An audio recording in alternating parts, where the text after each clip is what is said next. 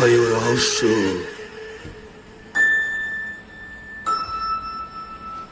এখানে ভয় পেতে নেই মানা। আমি কল্লোল আছি আপনাদের সঙ্গে, আর আপনারা শুনছেন ভয় ও রহস্য। আশা করি আপনারা সবাই ভালো আছেন। আজকে আপনাদের সঙ্গে একটা গায়ে কাটা দেওয়া ভৌতিক ঘটনা শেয়ার করব, যেটা শুনলে আশা করি সবার শরীরে একটা অদ্ভুত অনুভূতি হবে। ভয় ও রহস্যের মাধ্যমে আপনারাই ঠিক করবেন ভূত বা নেগেটিভ এনার্জি আছে বা নেই। তাহলে আর বেশি কথা না বাড়িয়ে চলুন এবার পাড়ি দিই ভয় ও রহস্যে। আজকে আমাকে গল্প লিখে পাঠিয়েছে হিতব্রত, কল্যাণী থেকে। ও আমাদের ভয় ও রহস্য নিয়মিত প্রায় মন দিয়ে শোনে। ও লিখেছে, কল্লোলদা, আমি তোমাদের ভয় ও রহস্য যেদিন থেকে শুনছি সেদিন থেকে কেন জানি না এক আকর্ষণ অনুভব করি, এক কথায় অনবদ্য লাগে। আজকে তোমাকে আমারই পরিবারের খুব কাছের একজনের কাছে শোনা এক বাস্তব ঘটনা শোনাবো, যেটা শুনলে তোমার ও তোমার ভয় ও রহস্যের শ্রোতাদের মধ্যে এক অজানা অদ্ভুত শিহরণ হবে, এটা বলতে পারি। যাই হোক, এবার আমি আমার ঘটনাটা বলি, শোনো। ঘটনাটা আজ থেকে বেশ কয়েক বছর আগের ঘটনা। আমার মায়েরা দুই বোন। আমার মাই বড়, আর মায়ের ছোট বোন থাকে দমদমে। মেসো দমদম এয়ারপোর্টে চাকরি করে। আমার এই মাসির একটিই মেয়ে। তো আমার এই মাসুদ দিদি ছোটোবেলা থেকেই একটু ডাকাবুকো ছিল, পড়াশোনাতেও বেশ ভালো ছিল।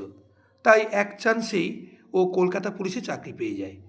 প্রথম পোস্টিং ও পেয়েছিল বেহালার সরসুনা থানাতে।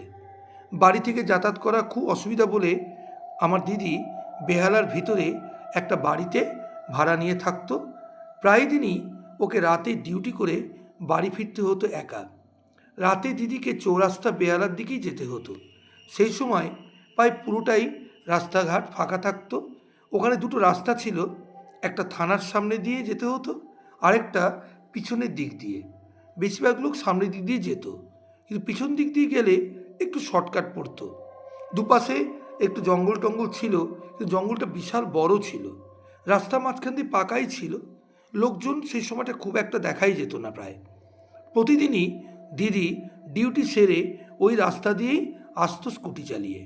আর 5টা দিনের মতো একদিন দিদি যথারীতি ওই পিছনের দিক দিয়েই, মানে রাস্তা দিয়ে রওনা দিয়েছিল। চারিদিকটা খুবই ফাঁকা থাকতো। পিছনের রাস্তার দিকে ওসি সাহেবের বাড়ি ছিল। দুটো কনস্টেবল ওখানে ডিউটি করতো। কনস্টেবলগুলো বলতো, দিদি এখান দিয়ে যাবেন না, যাওয়া উচিত নয়, কেননা ওই জঙ্গলের রাস্তা দিয়ে সাধারণত কেউ যায় না। আপনাকে বললাম কেন, আপনি আমাদের অফিসে চাকরি করেন তো, তাই আপনাকে একটু সজাগ করে দিলাম।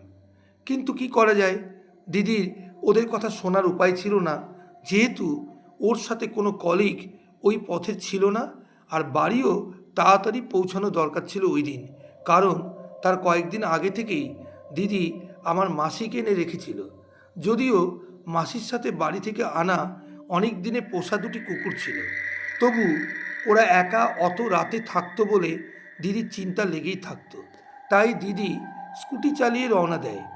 কিছুটা যাওয়ার পর হঠাৎ করে ও স্কুটিটাকে মাঝ রাস্তায় থামিয়ে দাঁড়িয়ে পড়ে। হঠাৎ করে ওর মনে হয় খুব মাথা একটা যন্ত্রণা অনুভব করছিল সে, কিন্তু বুঝে উঠতে পারছিল না। অফিসে থাকতে সারাদিন কোনো ব্যথা ছিল না, তাও ওই জায়গা দিয়ে যাওয়ার সময় হঠাৎ কেন এত ব্যথা। যাই হোক, দিদি আর কিছু না ভেবে কোনো রকমে বাড়িতে পৌঁছায়। বাড়িতে ওইভাবে মাথা যন্ত্রণা নিয়ে পৌঁছাতে ন্যাচারালি মাসি খুব চিন্তায় পড়ে যায়। তখন মাসি দিদিকে জিজ্ঞাসা করে, কী রে, তোর কি হয়েছে? গায়ে হাত দিয়ে দেখেন মাসি গা তার জ্বরে পুড়ে যাচ্ছে। থার্মোমিটারে চেক করে দেখে প্রায় জ্বর 102 থেকে 3-এর মতো। মাসি খুব টেনশনে পড়ে যান। ওরা বেডরুমেই বসেছিল। ওই সময় ওদের দুটো কুকুর এ ঘর ও ঘরে খেলাধুলা করছিল। ওদের মধ্যে ছোট কুকুরটা দিদির সামনে এসেছিল, আর দিদি চেয়ারে বসেছিল। কুকুরটা দিদির কোলে বসতে গেছিল, যেহেতু দিদি ওকে খুব ভালোবাসতো। কিন্তু সেদিন দিদি হঠাৎ করে কুকুরটার গলা চেপে ধরে নিয়েছিল হঠাৎ করে, মাসি ওই দৃশ্য দেখে খুব ভয় পেয়ে যান। মাসি বলল, কিরে কি করছিস, ছাড় ছাড়, মরে যাবে ও। কিন্তু দিদি তখন মাসির দিকে না তাকিয়ে কুকুরটার দিকে বড় বড় চোখ করে অদ্ভুত একটা আচরণ করছিল আর গলাটা আরও শক্ত করে টিপতে থাকছিল। এরকম প্রায় 10 মিনিট ধরে থাকার পর কুকুরটাকে সে ছেড়ে দেয়। এই অবস্থা দেখে মাসি এতটাই ভয় পেয়ে যান যে তাড়াতাড়ি মেসোকে খবর দেন। সেই রাতটা কোনো রকমে কাটানোর পরে মেসো সকাল সকাল চলে আসে। এসে দেখেন দিদি শুয়ে আছে, কিন্তু তার শরীরে কেমন যেন একটা দুর্বলতা প্রকাশ পাচ্ছে, চোখের কোণে কালি পড়ে গেছে, গা জ্বরে পুড়ে যাচ্ছে আর ভুলভাল কেমন যেন একটা বকছে। মেসো খুব চিন্তায় পড়ে গেলেন। মাসিরা আবার জ্যোতিষবিদ্যাতে একটু বিশ্বাসী ছিল, তাই মেসো একজন নামকরা তান্ত্রিককে দেখে নিয়ে আসে। ওই তান্ত্রিক এসে সব ঘটনা শুনে বলেন, কোথায় এই ঘটনাটা হয়েছে দেখতে চাই। তাই ওরা দিদিকে নিয়ে জঙ্গলের ওই রাস্তায় সবাই মিলে যান। জায়গাটা দেখেই তান্ত্রিক বলেন, এই স্থান একদম ভালো নয়। ওই রাতে দিদি যখন স্কুটি নিয়ে আসছিল ঠিক তখনই ওই জঙ্গলের ওই রাস্তায় একটা মহিলার নেগেটিভ এনার্জি রাস্তা ক্রস করছিল। ওই ক্রস করতে গিয়েই দিদির সাথে ওই আত্মার কলিশন বা ধাক্কা লাগে, তারপরেই দিদির এই অবস্থা। এই কথা তান্ত্রিক বলার পরে সবাই রীতিমতো ভয় পেয়ে যায়। সবাই তখন তান্ত্রিককে জিজ্ঞাসা করেন, এর থেকে কি কোনো মুক্তির পথ নেই? এইভাবে কি মেয়েটা অসুস্থ হয়ে যাবে? তখন মাসিকে বা মেসোকে তান্ত্রিক বললেন, চলুন বাড়ি গিয়ে সব বলছি। তারপর বাড়িতে এসে তান্ত্রিকের কথা মতো পুজো আর্চার ব্যবস্থা করে এবং ভালো করে সমস্ত ঘরে গঙ্গা জল ছিটিয়ে পুজো আর্চা করা হয়। দিদির সামনেকে দিদিকে বসিয়েই করা হয়। তারপর দিদি ক্রমশ সুস্থ হয়ে যায় আস্তে আস্তে কয়েকদিনের মধ্যেই।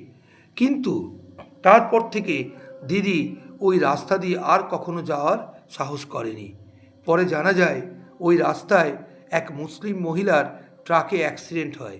তারপর তাকে ওই জঙ্গলের ভিতরে কবর দেওয়া হয়। তারপর থেকে ওই মহিলার আত্মা প্রায়ই ওই জঙ্গলের রাস্তায় ঘোরাফেরা করে। তান্ত্রিক আরও বলেছিলেন দিদিকে, বেটি তুই খুব জোর বেঁচে গেছিস, ওই আত্মা তোর শরীরে ঢুকে তোর বাড়ি চলে এসেছিল, তুই কি জানিস সেটা? কুকুরটাও মারা পড়তো, আমি না আসলে কী যে তোদের বিপদ হয়ে যেত কে জানে। যাই হোক, তোরা শেষ পর্যন্ত রক্ষা পেয়েছিস, ভালো থাক। তো এই ছিল আমার ঘটনা দাদা।